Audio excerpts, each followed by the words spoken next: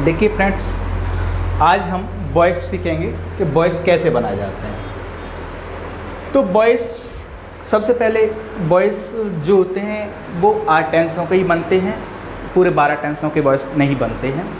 तो वॉइस जो है 8 टेंसों के बनते हैं। इनमें से हम पहला जो वॉइस देखने जा रहे हैं वो present indefinite tense.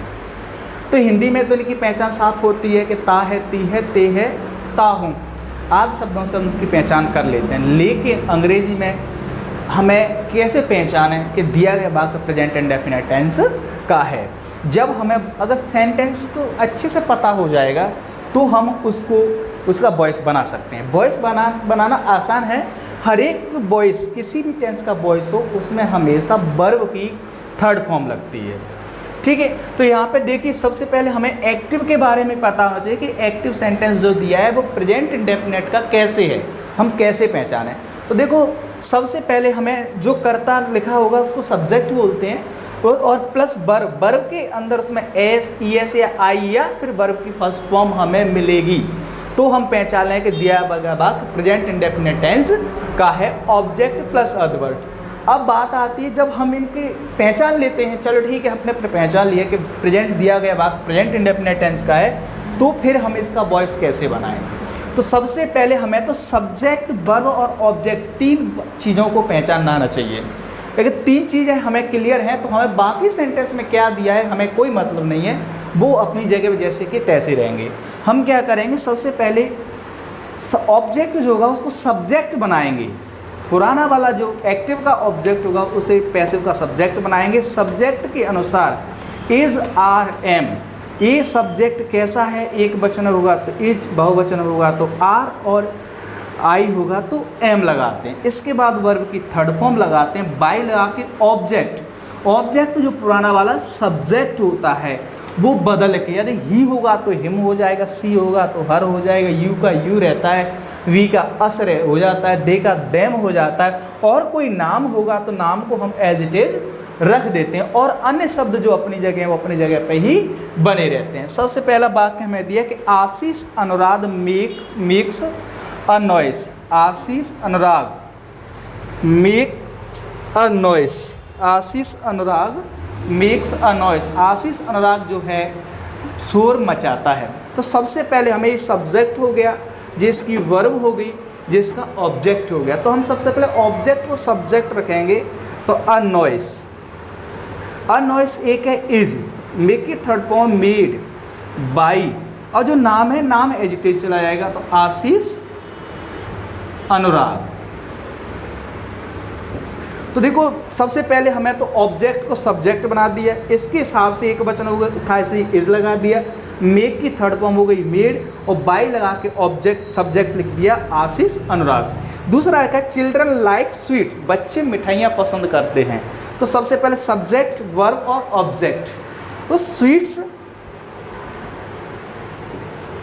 Sweets are liked,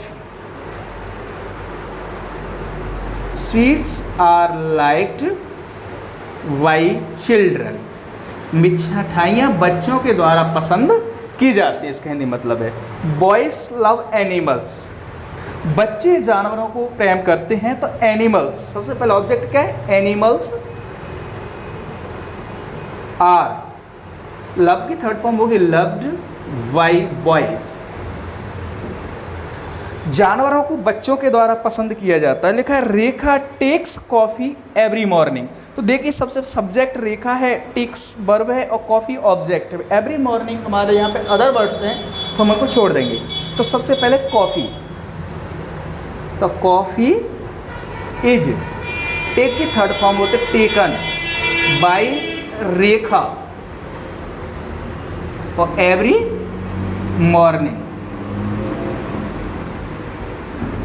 B respect him, subject verb और ऑब्जेक्ट। हिम का इधर लाएंगे तो he is respected, he is respected, उसका सम्मान किया जाता है।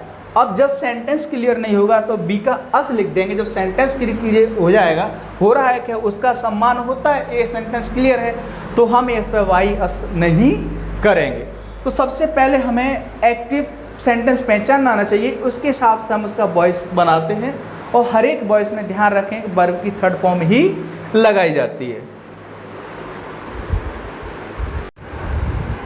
देखिए ये प्रेजेंट इंडेफिनिट टेंस का निगेटिव। अब जब वाक्य हमें निगेटिव दिया होगा तो हम उसके वॉइस कैसे बनाएंगे? तो सबसे पहले पहचान होती है या सब्जेक्ट के बाद डू या डज में से कोई एक आएगा। यदि सब्जेक्ट बहुवचन है तो यहाँ पर डू आएगा, या सब्जेक्ट एक वचन है तो यहाँ पर डज आएगा।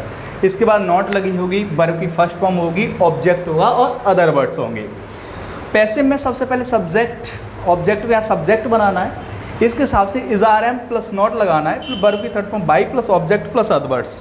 तो यहाँ पे लिखा है Ajit does not help me, तो आई मी का क्या हो जाएगा? I am not help, by Ajit.